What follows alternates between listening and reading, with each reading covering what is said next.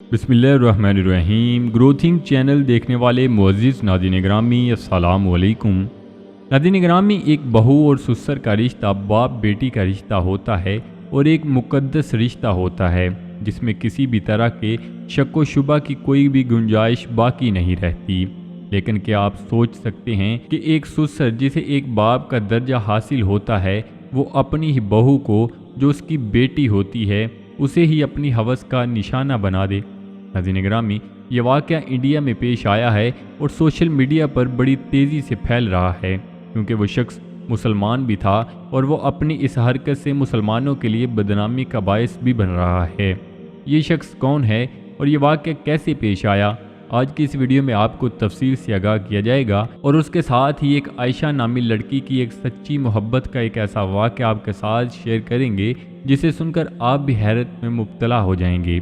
इसलिए वीडियो को स्किप किए बगैर आखिर तक लाजमी देखिएगा और नए आने वाले दोस्तों से गुजारिश है कि चैनल को ज़रूर सब्सक्राइब कर लें और साथ लगे बेल आइकन पर लाजमी क्लिक कर दें ताकि मुस्तकबिल में अपलोड होने वाली वीडियोस का नोटिफिकेशन आप तक बर वक्त पहुँचता रहे। नाज़रीन ग्रामी, इंडिया का मशहूर सूबा पंजाब, जहाँ पर सिख लोग मुकीम हैं और वो लोग पंजाब को खालिस्तान बनाने के लिए भी बड़ी कोशिशें करते रहे हैं। पंजाब का मशहूर शहर अमृतसर है जहाँ पर यह घिनौना वाक़या पेश आया। तालब नामी एक नौजवान जो एक गांव में रिहाइश पजीर था और उस गांव में चंद घर मुसलमानों के मौजूद हैं। तालब एक पढ़ा लिखा नौजवान था जो पढ़ लिख कर कोई नौकरी तो ना कर सका, लेकिन वो तजारत का काम किया करता था। एक शहर से दूसरे शहर में तजारत करता और तजारत से ही पैसे कमा कर अपना घर चलाता था। माँ बाप का अकेला बेटा था और वो जब 10 साल का था तो उसकी माँ की तलाक हो गई। उसकी माँ ने उसी गांव में तलाक के कुछ अरसा बाद एक शख्स से शादी कर ली ताकि तालब की अच्छी परवरिश हो सके और वो अच्छा पढ़ लिख सके। शादी के 5 साल बाद उसकी माँ का भी इंतकाल हो गया और वो अपने बाप के पास ही रहा करता था। तालब की जब तालीम मुकम्मल हुई तो उसके दूसरे वालिद ने, जिसके साथ दोबारा उसकी माँ की शादी हुई थी, उसने कहा कि बेटा अब आप शादी कर लो, आप भी घर से बाहर रहते हो, मैं अकेला घर में रहता हूँ, एक बहू आ जाएगी जो घर को संभालेगी और मेरा भी ख्याल रखेगी। उसने हामी भर ली और कुछ ही अरसे में तालब की शादी एक खूबसूरत और पढ़ी लिखी लड़की से हो गई। शादी को 1 माह गुजर गया। तालब घर में ही रहा करता था। 1 माह के बाद तालब ने तजारत की घर से दूसरे शहर जाने का प्रोग्राम बनाया और अपनी बीवी को बता दिया कि मैं तजारत के लिए दूसरे शहर में जा रहा हूँ जहाँ पर मुझे बहुत ज़्यादा वक्त भी लग सकता है। वालिद घर पर ही हैं, किसी भी चीज़ की ज़रूरत हो तो आप इनको कह देना और उनका ख्याल रखना। तालब की बीवी भी नहायत शरीफ और ईमानदार थी। दूसरे दिन तालब ने अपने सफ़र का आगाज़ कर लिया और तजारत के लिए दूसरे शहर की तरफ रवाना हो गया। अब घर पर तालब का वालिद और उसकी बीवी ही रहती थी। तालब के जाने के 15 दिन के बाद उसकी बीवी बहुत ज़्यादा बीमार हो गई और अब उसका वालिद ही उसकी देखभाल किया करता था। एक दिन बहू को घर पर अकेला बीमार देखकर तालब के वालिद के सर पर शैतान सवार हो गया और उसने तालब की बीवी को अपनी हवस का निशाना बनाने का इरादा कर लिया। रात के वक्त वो मेडिसिन लेकर बहू के पास गया और मेडिसिन खिलाकर बाहर आ गया। दूध गर्म किया और उसमें नशा आवर चीज़ मिला दी और जाकर बहू को पिला दिया। बहू ने जब दूध पिया तो वो उसी वक्त गहरी नींद सो गई।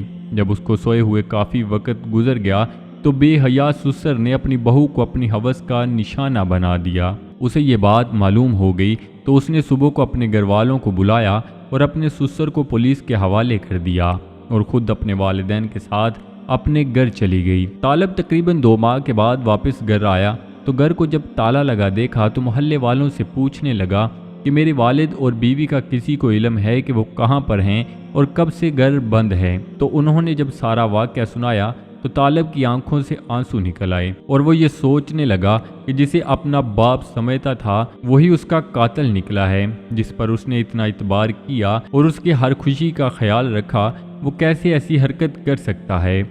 उसके बाद तालब ने लोगों की बातों से बचने के लिए उस गांव को खैराबाद कहा और किसी दूसरे शहर में जाकर अपनी ज़िंदगी गुजारने लगा। नाज़रीन ग्रामी, अब आपको आयशा की मोहब्बत की छोटी सी एक سچی کہانی سناتے چلیں جو واقعتاً آپ کی زندگی پر گہرا اثر ڈالے گی۔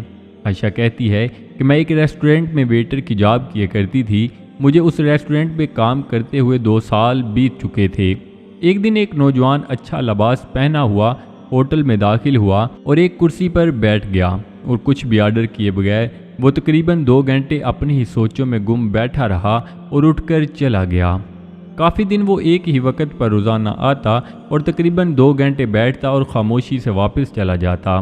مجھے بہت تجسس ہوتا تھا۔ ایک دن وہ ریسٹورنٹ میں نہ آیا تو مجھے بے چینی سی لگی رہی، پتہ نہیں وہ آج کیوں نہیں آیا۔ حالانکہ میرا اس سے کوئی بھی رشتہ نہ تھا، لیکن میں اس کے لیے فکر مند تھی۔ خیر دوسرے ہی دن وہ ریسٹورنٹ پر آ گیا اور خاموشی سے ایک کرسی پر آ کر بیٹھ گیا۔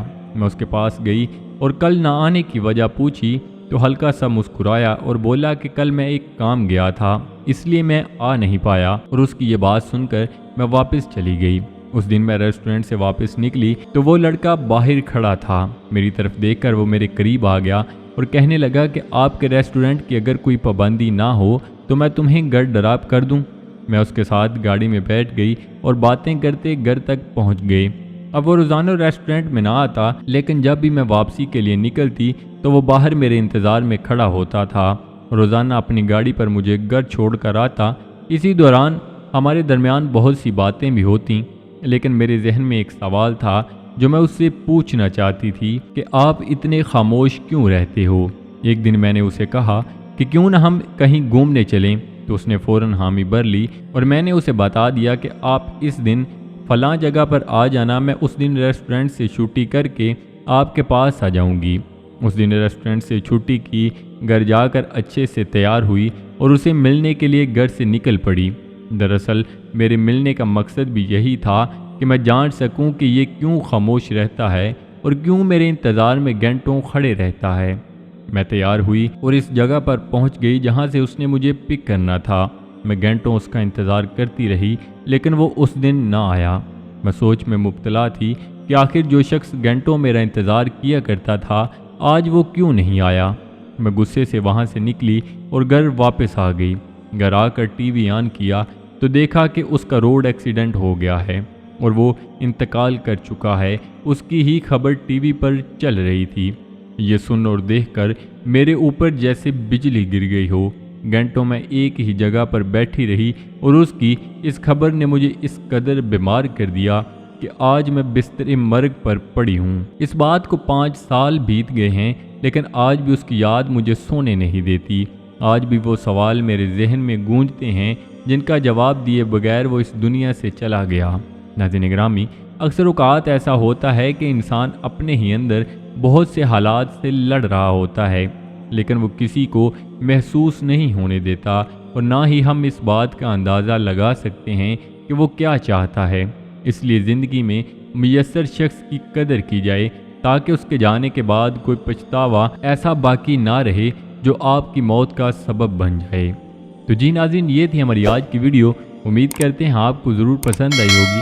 ویڈیو کو لائک کر کے دوستوں کے ساتھ شیئر کرنا مت بھولیے گا، اور نئے آنے والے دوستوں سے گزارش ہے کہ چینل کو ضرور سبسکرائب کر لیں اور ساتھ لگے بیل آئیکن پر لازمی کلک کر دیں تاکہ مستقبل میں اپلوڈ ہونے والی ویڈیوز کا نوٹیفیکیشن آپ تک بر وقت پہنچتا رہے۔ تو جی ناظرین، ملتے ہیں ایک نئی ویڈیو کے ساتھ۔ اپنا بہت سارا خیال رکھیے گا، دعاؤں میں یاد رکھیے گا۔ اللہ نگہبان۔